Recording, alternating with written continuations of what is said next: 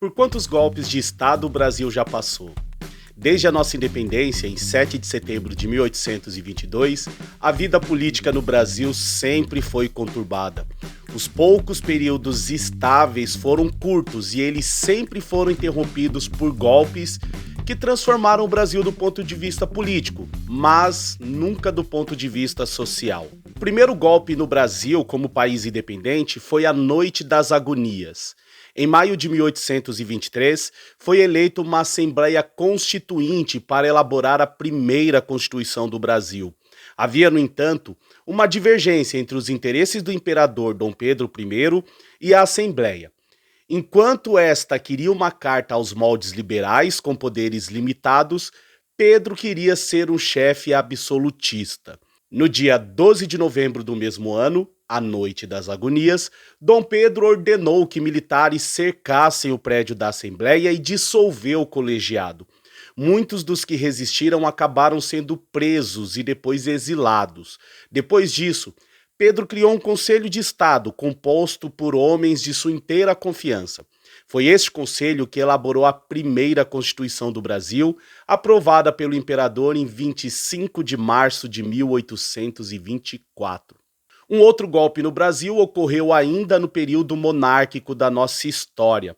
Ao longo da década de 1830, o país passou por movimentos rebeldes, alguns deles ameaçando a integridade do território brasileiro. Durante esse tempo, o Brasil não tinha um imperador, já que Dom Pedro I abdicou do trono em 1831 diante de pressões políticas. Ao final da década, havia um movimento de deputados e senadores, o Clube Maiorista, que defendia a antecipação da maioridade do jovem príncipe, já que se concluiu que faltava a figura centralizadora de um monarca. Após terem suas propostas rejeitadas, os maioristas persuadiram o próprio Dom Pedro, filho do Dom Pedro I, na época com 15 anos, a assumir o trono. Em 23 de julho de 1840, o então regente Bernardo Pereira de Vasconcelos cedeu às pressões, e 3 anos antes da data prevista pela Constituição, Pedro de Alcântara foi coroado como Dom Pedro II, concretizando o golpe da maioridade. Nos anos 1880, o governo imperial de Dom Pedro II enfrentava fortes pressões.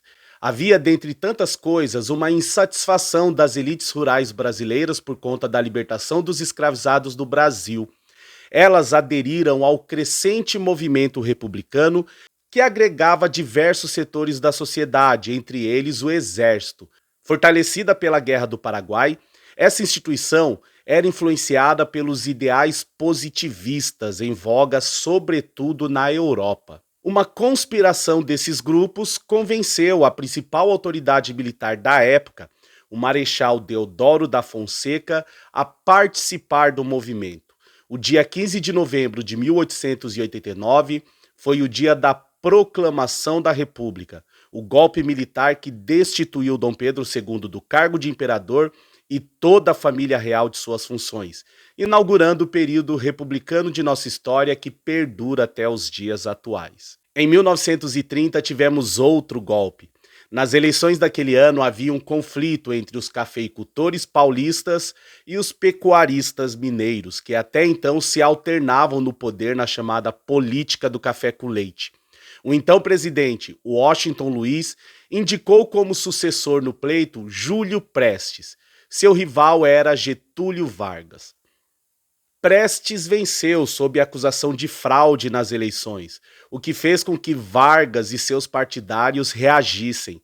Nesse meio tempo, foi assassinado João Pessoa, governador da Paraíba e vice-presidente na chapa de Vargas. Esse fato foi a gota d'água para unir as elites mineiras, gaúchas e paraibanos, que junto com setores do exército, liderados por Vargas, tomaram o poder em novembro de 1930, num golpe que ficou conhecido como Revolução de 30.